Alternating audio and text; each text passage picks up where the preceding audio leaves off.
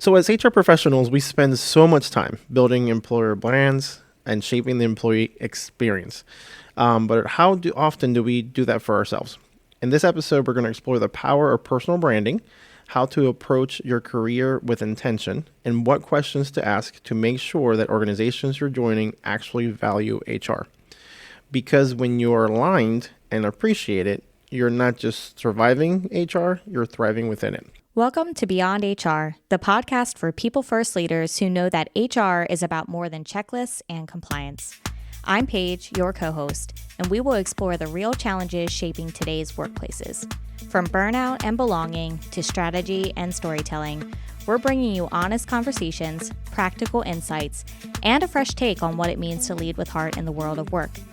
Before we dive into our episode, a quick shout out to Manpower for generously providing the space where we record Beyond HR. And here's a quick word from our launch sponsor. If you're feeling stretched thin, juggling big changes, emotional labor, and communication breakdowns, you're not alone. Hi everyone, I'm Dan Kaplan, founder of Bring Disc to Life, an online community for aspiring leaders and HR professionals. We give you the strategies, tools, and encouragement to communicate in ways that increase your influence while lowering your stress. Using DISC, the 5 behaviors, and mindfulness, you'll learn to stay grounded, read minds, and frame your message to influence others. We have live workshops every month, group coaching to unpack tough situations, and tons of easy-to-use scripts, strategies, and resources that you can apply right away without adding more to your plate. So come refuel with a community that gets you and wants to help you speak your truth in a way that's heard. Join us at confidentcommunicator.com and click on community. That's confidentcommunicator.com. Lead yourself and others will follow. We're here with Elisa Garn, who is the modern people and culture strategist. She is the SVP of Talent Management and Sustainability with the Leukemia and Lymphoma Society. She previously worked for SHRM in different capacities and was also previously a part of her local SHRM chapter, Utah SHRM. Welcome, Elisa. Thank you so much. Can I, before we get started, I am very excited to correct you in a way that Leukemia Lymphoma Society just barely, like within the last week, rebranded, and we are now Blood Cancer United. Awesome. Most people Awesome. know us as Leukemia Lymphoma Society, but we've been around for about 75 years, and now we have a new name that reflects the same mission, but letting everybody know that we support blood cancer patients and their caregivers. So Awesome. just a quick note there. No, it's awesome. It's awesome. Yeah, what a great mission, honestly, of that company. Gosh, and it must be such really rewarding and blessing to even be in HR in such a capacity, right? It is. And I think, in just getting to know you way, I've worked in and out of nonprofits throughout my career, but I've never worked for a nonprofit where everybody has the same enemy. I mean, our biggest competition is cancer. And I think that's something that everybody can certainly get behind. And so it's stretched me in some ways with my HR career of reevaluating how we approach our work in a way that we're not really on a competitive landscape in the same way that I've been in other organizations. Wow. Super fun. Wow. Yeah. And that kind of definitely segues into our opening question for our guests. So understanding that you're doing amazing work with your organization, who would you say you are at your core as a human being and as a professional, and how does it align with the passion that you have behind the work that you do? Oh, that's a big question, but I think I'll try to give the short answer and then the extended cut. I think the short answer is the longer I live, and it's the old cliche of, the wisdom that you usually get too late. But I feel the older I get and the more I progress in life and my career, it really is just about understanding that humans are fallible, but they're, we're all living the protagonist journey of our own lives, and understanding how that connects to other people and their lives, taking that into the places that we work, where we spend the majority of our time, the majority of our life, and the relationships that stem from that. I think over the course of not just my career, but my life, I have learned so many valuable lessons of the importance of empathy, the importance of connection, the importance of really looking at human-centered design, not just from trying to sell a product, but human-centered design and how we live our lives and how we really need to feel valued and recognized and understood and accepted as people first. The labels that we put on that come after the fact. I'm employee, I'm manager, I'm spouse, I'm child. So really just trying to bring those two worlds together of what I've learned as far as like how to find peace within my life and how to bring that into my career and create those environments where people can feel that for themselves in order for them to do the best work that they have capable. So background wise, more of I consider it a traditional path in HR. Did not think I was going to do this for the rest of my, Yeah. for the rest of my life. Fell into it. I had a very early job at a call center type of environment where I was really, really good in the customer support team, elevated very quickly into more of a client type of a role and ended up managing a group of about 70 people at the age of 19 with no training, no knowledge of what I was doing. It was that you're good at your job, so we promote you. Now go make all of these other people good at their job. So that was my first very early inception into the world of HR of, not really knowing how to show up for people. I remember people would come in late. I didn't really know what to do with it. I didn't know how to fire someone. I didn't know how to coach anyone. But then from there, I left because it was miserable, and I found myself looking for a job in the newspaper back when that was still a thing. Okay. And I saw, I don't know, probably 15 words for an ad of an HR admin seasonal at a ski resort here. I live in Utah, and so there's several of them here. And I thought, well, that's a great idea. While I figure out what I want to do with the rest of my life, I'll go work in HR and get to ski for free. Skiing at 19 is very expensive.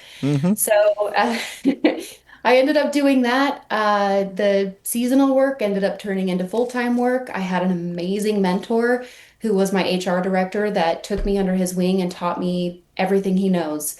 And that is really what fueled the progression of my career of starting in more of like the admin, the payroll and benefits space, eventually moving into more leadership roles. After about 15 years in the field, I took a little bit of a stint and I wanted to do more branding and marketing. So I did that for a while. Then I started my own HR tech company for a few years and had an exit. Then I went to work for SHRM, which is the Society for Human Resource Management. And then from there, I ended up back into a practitioner role, which is where I am now. So it's been a lot of not just evolution, but I'm really excited in particular our conversation today to talk about how I have navigated those pivots. This is something I hear from HR professionals all the time, particularly when they're experiencing burnout or just trying to reignite that passion, or I don't really know how to translate what I've always done into something else. So having a lot of firsthand experience in doing that, excited to share some of those samples of my background. Yeah. Oh gosh, this is going to be a great conversation, and I know a lot of people are going to gain a lot from this conversation. So, why do you think so many HR professionals just in general struggle to apply like the same strategic thinking to their own careers that they apply to their companies? Ooh, oh, that is a hot loaded question. I believe that the HR profession historically has been a calling for helpers, people that are nurturers by nature, people that are always, they're very accustomed to being the behind the scenes, keep the wheels in motion, not usually the visible work. And part of what comes with that is a personality or traits that are not used to promoting themselves. I think I'm just speaking personally for me. I don't have the data site to reference for this, but I will say it's been challenging for me the way that I was raised and in a very religious background.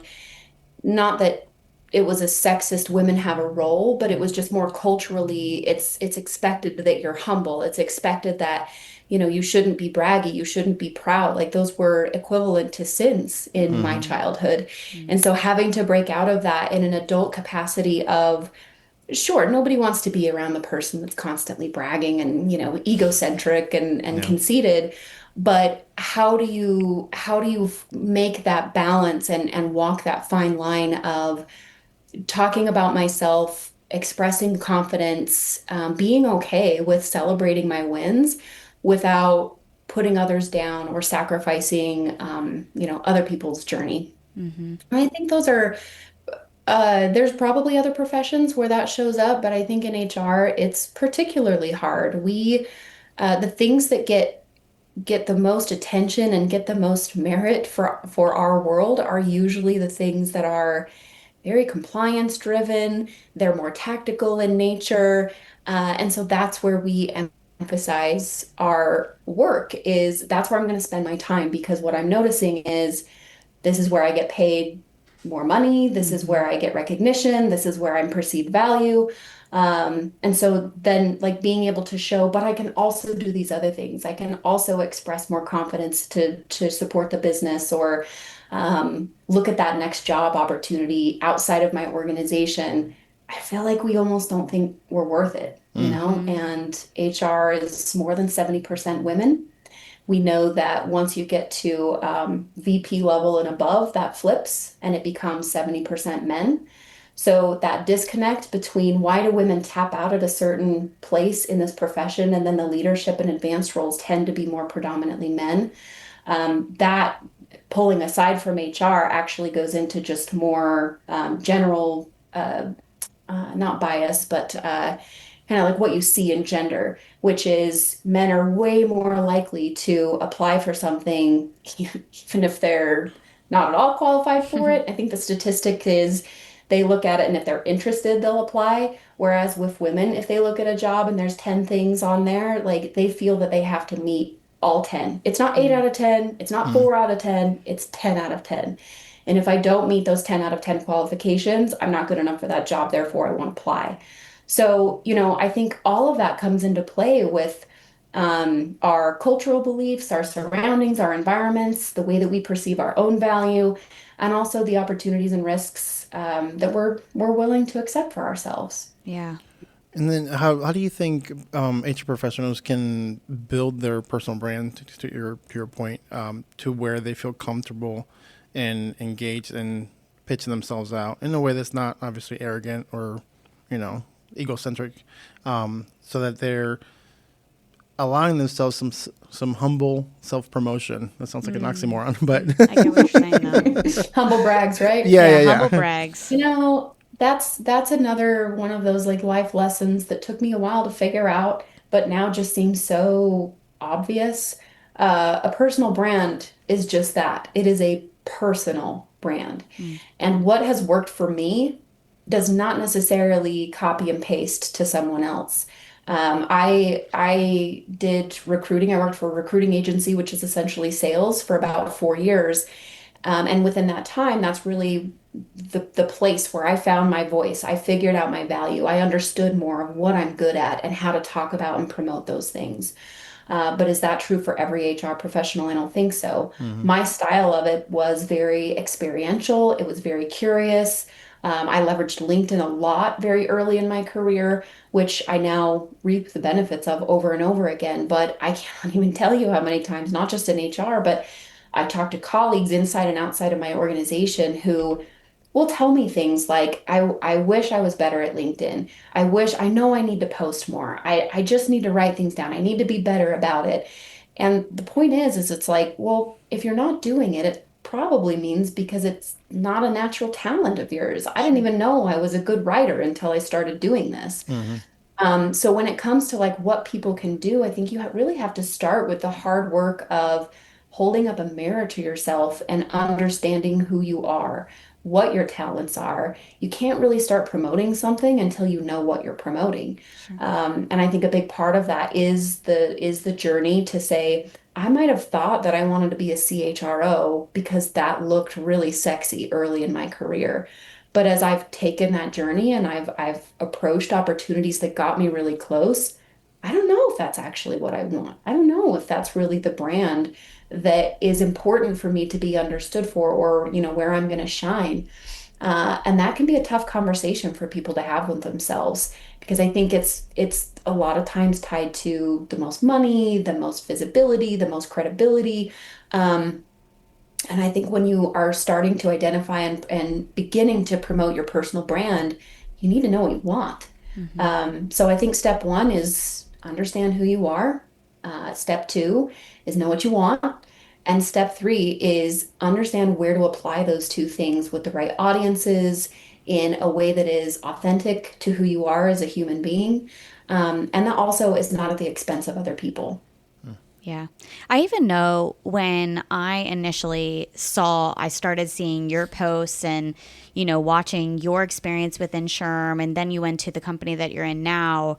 I was like, oh, I have to reach out to her. Like something is kind of drawing me to you. And then I had a meeting with you. I'm like, man, she's so just sure. She's so sure about herself and her background, and I love it, and I know I can learn from her. So I kept watching even more and watching even more. I'm like, I knew something was there, and leveraging LinkedIn, I mean, that's a huge piece. So how do you think that your role in particular, what role does your personal brand play in like finding alignment and also feeling more fulfilled in your work? I have had the benefit. I think this role, I'll speak to that currently. This was not a role I applied for. This is not a role I wanted, if I'm being very honest. I haven't been an HR practitioner bona fide for several years. I mentioned I got into branding and marketing. I was doing personal branding with an agency that I created. I was doing entrepreneurship with my tech company. Mm-hmm. I have been around HR my entire career. But I mean, I joke sometimes that like I had this little Nostradamus moment because I was working for a business travel company and then left that organization December 2019, like 3 months before the global pandemic. Oh. And prior to, that little stint of going and doing other things, that was my last HR practitioner role. Hmm. And probably like many members in this audience, like I just had enough. I was like, I am tired of having to fight for every dollar. I am Hmm. tired of having to prove the value and worth of my team and myself. Mm-hmm. And it just got to this point where I was like, I'm going to go do something else because I know I can make money doing something else. And this ain't it. This is not filling my cup. And when I was approached about this opportunity, another shout out to LinkedIn because it was somebody that I had met on LinkedIn that I'd never met in person, and we had just stayed in touch virtually. But because of my brand that I had built for myself and what I had become known for, this person reached out to me directly to say, I'm building a team. This is what I need. Here's the skill sets associated and why I think you're the right one for it. And again, this is not, I don't even know this person. Like it's all based on what I talk about, the examples I share, the connections I have. And that was very powerful to me because the first couple of times I was like, happy to meet, send you referrals. I'm not looking, but Mm-hmm. happy to help. And it wasn't until like a couple of moments in where I had this really cool connection back to, I talked about that mentor that I had at the ski resort that got me into HR.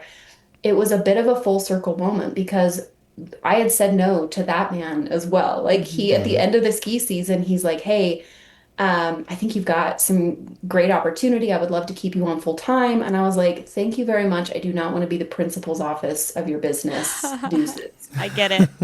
And like we were going through my exit interview a couple of weeks later, and he's like, I really want you to reconsider because I think you have a lot of talent that can lend to a career in HR. And he gave me three very, very specific things of like being seen of, you're great with connecting with people. You have such a curiosity that shows you're interested. There's no ego about you, but you're also able to understand very quickly what's needed and then adapt in a way that is very fair, to other people. And he's like, those are things that are going to take you really, really far in this Oh. profession. And it was like this moment where I had never, 19, 20 years old, I'd never felt so seen and valued and understood. And like I didn't even recognize those things in Mm-hmm. myself. And so, of course, immediately I was like, all right, walking on coals for you. Where are we going? And when I had this opportunity with this other gentleman who had reached out to me for this job that I'm in now, it was very similar. It was like, this is what I know about you. And this is why I think you're the, not just think, this is why I know you're the right person to get us where we're trying to go. Wow. That was the reason that I ultimately said yes, because it was, I remember this happened before, and look at all the wonderful things that have happened since. And so, I listened into that little spidey sense moment and haven't regretted it. It's been wonderful, a great connection. That's awesome. It's kind of like the universe is sending you clues and then you just Just gotta grasp listen. onto it. Yeah, you have to listen, and that's a hard thing to do. But kind of going back to what you were saying about your mentor and how, that person really instilled what you didn't even see in yourself. And that's why I love mentorship, because sometimes we don't know ourselves. And so our most recent episode that just dropped, I think it was like maybe it was last Thursday. Yeah, last Thursday. So we talked a lot about, you could think you're good in some things, but how about you ask those around you, what are you good at? And then they can actually tell you what you see. And sometimes you don't see those things in yourself. So it's really important to see that. And I think that we, even as HR professionals, we are such grounded caretakers that we try to instill that in other people. And we say, you're really actually great in these areas. Have you thought about XYZ? And, maybe that actually sees themselves out of the organization because it's not a good fit for them, or you could actually grow them within the organization, But man, it's so powerful what mentors and kind of like healers could be and can do. Yeah. Oh, I love that. What a great comment. Yep. Before we wrap up, we want to give a special thank you to two of our sponsors. First, we'd like to once again thank our launch sponsor, the Bring Disc to Life community at confidentcommunicator.com, for their generous support. We also want to thank one of our founding supporter sponsors, Chain Solutions. They have believed in the Beyond HR podcast since day one, and we are proud to have them alongside us. Chain Solutions has been a trusted name and background screening for just over 20 years. They are accredited, use secure mobile first technology, and offer incredible responsive support with an average response time of just 18 minutes. If you're in need of a background screening partner who gets it right, fast and secure, Chain Solutions is one to know. And just for our listeners, they are waiving their usual $250 setup fee. Just mention you heard about them on the Beyond HR podcast. Thanks again to Chain Solutions for being a part of our journey. So we often talk about burnout in HR, and you can call it burnout. You can call the fire is dimmed, and you kind of have to reignite that fire, right? You have to give it a little bit of love and nutrition, and Soul fatigue. some more. As I call it, soul fatigue. Right. So, how do you think that personal branding and like intentional career moves can help professionals rediscover their passion?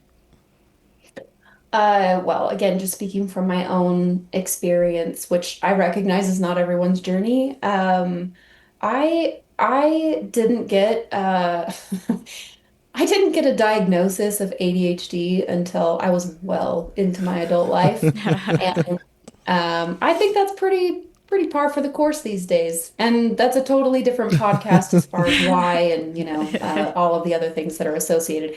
But when I knew more about why I approached things the way that I did, like why I didn't feel excited about certain things, the way that, like there would be these patterns. I was also in a relationship at the time where, my partner was kind of reinforcing that there was something wrong with me. Like, why don't you finish things? And why, like, where is this disconnect of you're always seeking? And I felt really poorly about myself because of that. And I think the career side of it came into play too, where it's like, why do I have this pattern where I get really, really excited about work for, a year or 2 years, and then it becomes boring or mundane, or I need to do something different, or I'm looking for something else. And again, for too many years, I felt like that was a deficiency that I had. Mm-hmm. And I think not necessarily like when, it wasn't a light bulb moment of when I got my diagnosis, but being on that neurodivergent scale, I think it just has given me more opportunity to look at it through a lens of I don't need to fix this, but how can I use this to my benefit? Sure. And those are where, more so in recent years, I think I've tried to lean into it in a way of, man, if I know that I'm going to be a powder keg for 2 years in a job, I'm going to use that time to maximize because I know it's when I'm going to have my highest energy, my highest engagement, Mm-hmm. and I'm going to be the most interested in the work. But I also know that when, like, I've figured out, right, for me, I recognize the early whispers of challenges are coming. And knowing that about myself, I can pay attention to those too and start to understand, okay, I need to take on a different project. I need to get involved in a different part of the business. I need to, like I personally, for me, usually one of the things I'll try first is I really enjoy, I guess they're kind of like self-help books, but I like more of like the businessy self-help books. I love learning about human psychology Mm-hmm. and Mm-hmm. marketing and why consumers buy stuff that they do. Like I really, really enjoy stuff like that. So when I start to get those early whispers, that's usually my first line of defense of like, let's read a book and see what we can learn. Yep. And if that's not doing the trick, I'll take on some other things. But um, I think when it comes to the shifts of like, man, how do you fill your oil lamp to bring your flame higher? It goes back to really knowing thyself and really understanding listening to your body. And I mean that in both a physical and a mental sense. When you feel more fatigued, when it's harder to get out of bed in the morning, when you dread the drive to work, or in my case, clicking the mouse for the beginning of the day since I work remote. Um, those are usually early indicators that something is coming. Like there's a path that you're about to go down that if you leave it untended, you might end up in some thorns.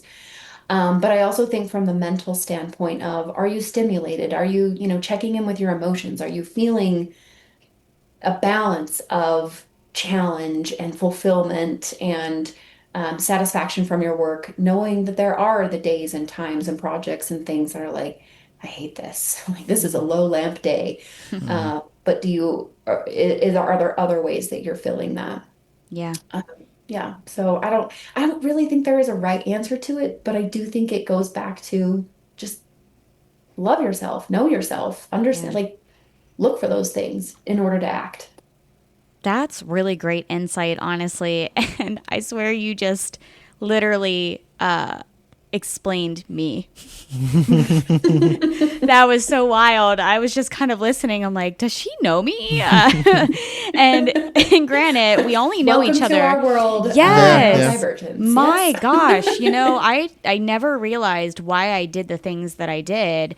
And so I do a lot of what you do, and where I'm like, okay, I'm feeling a little bit bored. Let me get up into this. Or there's always things to learn. It's just I have to find them. And so listening to like different podcasts, spiritual podcasts, business podcasts, learning a little bit more about our business in particular and how I can help. Or like when I start to feel kind of stuck or like undervalued in particular, and no one in particular is making me feel that way. It's me. It's me internal kind of telling myself, oh, I'm undervalued. They don't understand. Oh, and just kind of going down that path. So then I have to perk myself back up. I'm like, wait, that's wrong. Why would I ever tell myself that? That's not accurate at all, Paige. You know you're wrong. So let's just change your mindset a little bit. But it's just funny. I'm like, oh, she's really talking about me. That's great. Now I just have to use it to my own power. Yeah. Yeah, that's right. Yeah. So there might be some HR professionals out there that, might feel unstuck, undervalued. So other than kind of like finding other opportunities to learn more or anything like that, but if people feel unsure of how to pivot, even if that looks like going outside of HR in particular, and you talked about going into marketing and owning your own HR tech company, What kind of advice would you give to that person that doesn't know how to pivot or if it's the right time? Hmm. I do believe it starts with understanding like why you want to pivot. If I another lesson that I learned, I started running.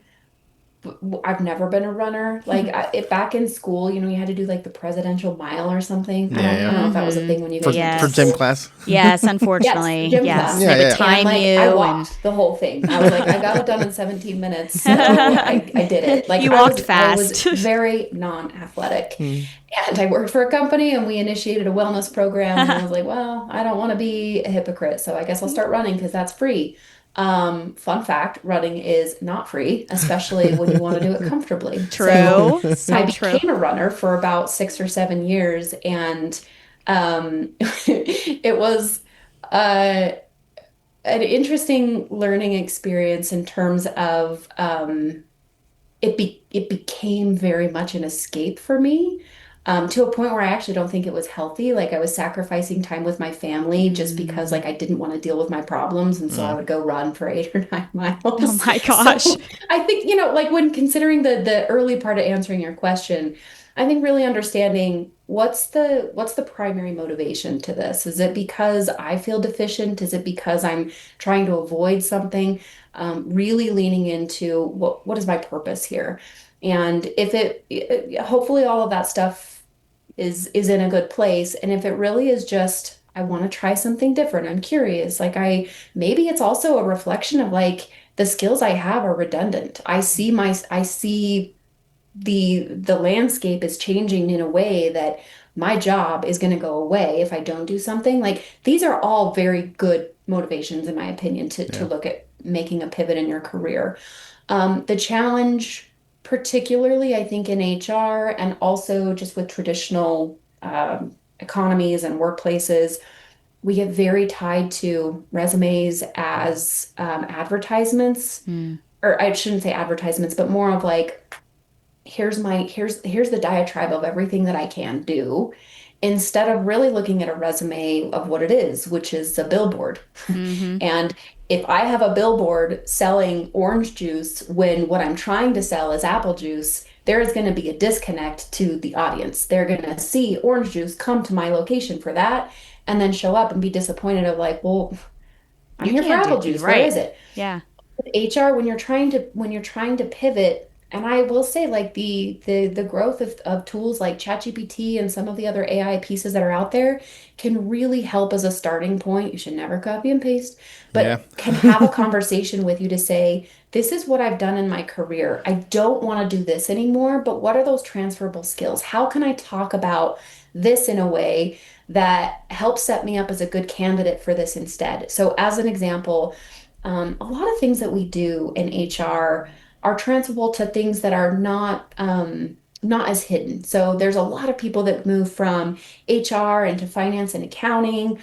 Sometimes you'll see them go on more like a legal track. Sometimes you'll see them move into more of marketing. It kind of depends on what capacity of HR they've resonated with.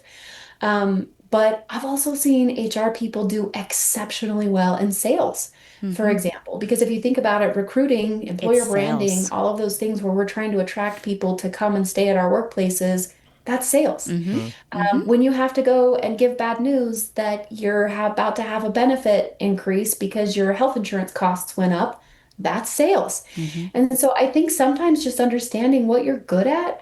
One of my tricks, my earlier tricks about 10 years or so ago, I would go into my performance evaluations from my manager and I would look at what they were identifying about me. Not so much of like, hey, great job processing payroll on time every 2 weeks. We Yeah, really yeah. love you for that.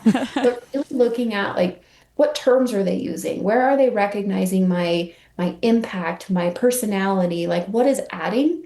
And then pulling that out of the actual task work Mm-hmm. and saying, how could this apply to something else?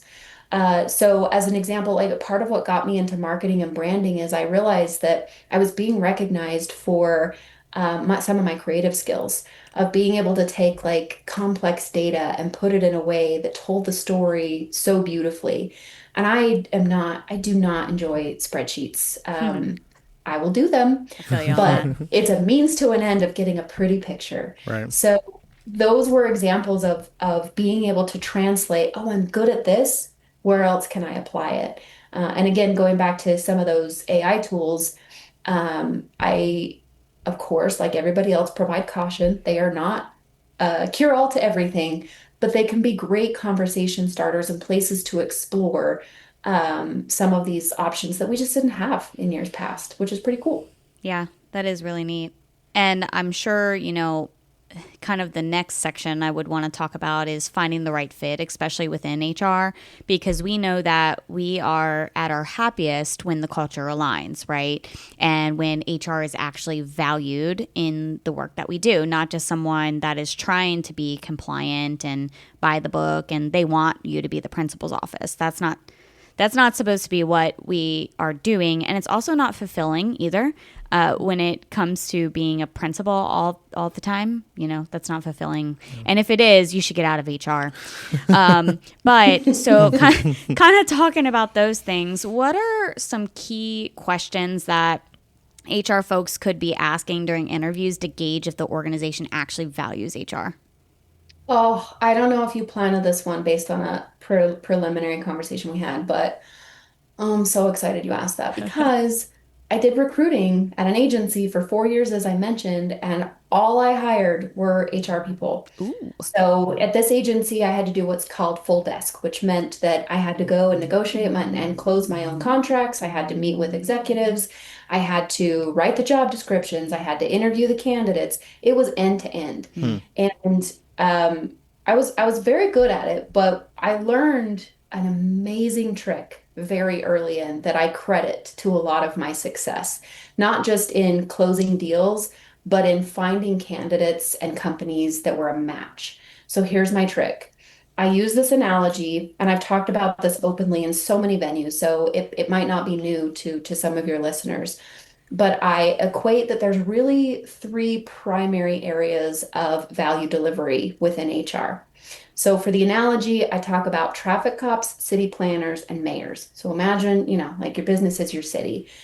Traffic cop HR is standing in the middle of the intersection, directing traffic, blowing your whistle, keeping people safe and compliant, making sure that the wheels are going the right direction and people aren't crashing in process. The downside to this particular area is you have one person that's doing all of this work. If they were to walk off the street and go have a cup of coffee or start thinking about, I wonder if I could build a stoplight here, not only does traffic stop, but it creates a lot of conflict. And now all of a sudden you have a very unsafe city. So traffic cop HR is a lot of times what gets taught in business school. Mm-hmm. When business owners hire for HR for the first time, this is usually what they're looking for: benefits, payroll, compliance, handbooks, hiring, etc. Super, super important. Would never negate that need for HR. City planner HR is I get up in the morning, I take my time, I have my cup of coffee, I go into my elevator, I go up into my nice little office that sits atop, and I look at my lovely glass view of the city, and I'm thinking infrastructure. I'm thinking, where do we need to build the next commercial space? Where do the residential zones go? This is more of like your organizational development design, your HR strategy, your really connecting with the key players within the city to understand those longer term decisions. This can also include things like merger, acquisition. These individuals almost always have higher degrees, often master's degrees, and again, they are thinking more long term. So downside here is sometimes they get relatively disconnected from the day to day. They don't always have the great culture pulse of the organization. Maybe they see some reports and they're collecting that employee feedback and taking action, but it's not necessarily like in the environment, right? Mm-hmm. So the third one, a mayor, is somebody that typically is very excited by being of the people, for the people, by the people. And for the sake of the analogy, just assume politicians are noble. So this is the person that wants to go out and they want to shake hands and they want to kiss babies and they want to hear about their constituent needs because they want this to be the best place to live, or in the case of the, workplace, best place to work. So they genuinely care. They often have incredible interpersonal skills. They're usually good at influencing others. They would never, ever, ever in a million years want to be a traffic cop because, like, having to do the same thing day after day and have to stand there in one place would drive them insane. So these are people that oftentimes are connected to things like employer brand, recruiting, something to do with like talent management in general. But they sometimes are very quick, like they're very impulsive, and they like to see impact very quickly. The cool thing about a mayor is they can know what's going on within the conditions, and they kind of like take the connection between a traffic cop and then take the elevator and go have a conversation with city planner that makes it very compelling. And they can oftentimes be that conduit between tactical and strategic. But they're not good in the details. And they will get very bored very easily and can sometimes get distracted with new and shiny opportunities. And sometimes it can be difficult for them to finish things. So here's what's cool about this analogy. You don't have to go into this much detail, but in interviews or when I would go in and I would talk to a potential client and say, okay, you need an HR director. Let's talk about really what that looks like. I've seen the job description. Thank you so much for that. When you think about your organization right now, where do you need HR to add the most value? Traffic cop, city planner, or mayor? And after sharing the analogy, by the way, number one answer, 100% of the time, all three. I need all three. I want all three. And I only want to hire one person to do it. We would usually have a very lovely follow-up conversation of how silly and ridiculous and unjust that was. But eventually, with enough prompting questions and, assurances that like I get you want the ideal state, but really, where are you today? That almost always gleaned a response of number one, how they valued HR, because you could tell a lot by that business leader of where they resonated with where they wanted HR to work. But it also was very telling in terms of what should I express to candidates to expect when they come in. Is there an opportunity to work into a city planner role, but today they need a traffic cop? This also had a lot of play in terms of negotiating salaries, because if they were saying they wanted a city planner and paying a city planner salary, it's going to attract a lot of city planners and a lot of mayors as well. And being able to weed that out in terms of expectations and connection between talents needed and what the actual job looked like was extremely helpful. So to put that into a more practical, I'm a candidate going into interview. Doesn't have to be that analogy. Maybe you find something else, but I would recommend finding a neutral way of talking about the various ways that HR can show up. And then just say, based on what's going on in your organization today, where do you feel the biggest need is? And then you can have a dialogue back and forth. You can ask some follow-up questions, but one that will help you understand the reality of what you're getting into. And two, maybe even self-select out. Like, I don't really want to do traffic cop HR. I could do it probably very well, but going back to that billboard, I'm selling apple juice. I'm promoting apple juice. That's what I got. So, yeah, I wish more candidates would do that. Yeah, I love And I that. also just want to give a caveat that I understand the market is tough, and sometimes you have to sell apple juice even though you want orange juice, because livelihoods, right? Like we got bills to pay, and Right. sometimes you have to take what you can get. But if you have the opportunity and the luxury of being selective, definitely like ask these kind of questions up front so you're not disappointed. Yeah. Oh, I love that. It's like, and I like how you gave the analogy, but also gave the practical type of way that people can do that. I know that's going to be super helpful. So we are kind of running at the end here. So Will, do you want to kind of close this off with the last question? Of course, of course. What is something that you would want the listener to take away? That one piece of information that if you forget anything else that we talked about, this is what I want you to walk away from. Or walk away with, not from. Yeah. Yeah, number one, you are valuable, you are worth it. Whether it's in HR or otherwise, I've tried to reinforce many times to know thyself. And I think that is really such a catalyst to life, to career, to connection, and to confidence. So know thyself and love thyself would be my one takeaway. And everything else I feel like just beautifully cascades from there. Now, as far as finding you and learning more about you and your organization and all the things that you're working on right now, how can listeners connect with you? Well, if I haven't plugged LinkedIn enough yet, that is my that is my primary platform. LinkedIn.com/in/Elisa Garn is my page. I do have a website that I probably should update, elisagarn.com, but LinkedIn is probably the best place to have a connection. I try really hard to keep up on my messages.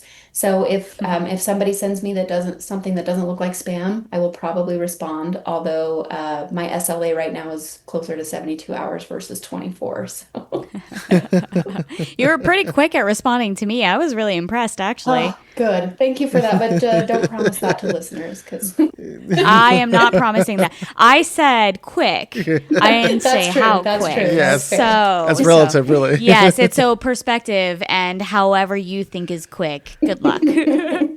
Yep. yes. Well, it was a pleasure meeting with you today. We really appreciate your time, and I know a lot of people are going to gain a lot out of this. For sure. Thank you so much. Thank you so much for having me. It was a great conversation. I appreciate you both. Yeah. Thank you. Thanks for tuning in to the Beyond HR podcast. We hope today's episode inspired you to reflect and grow in your own HR journey.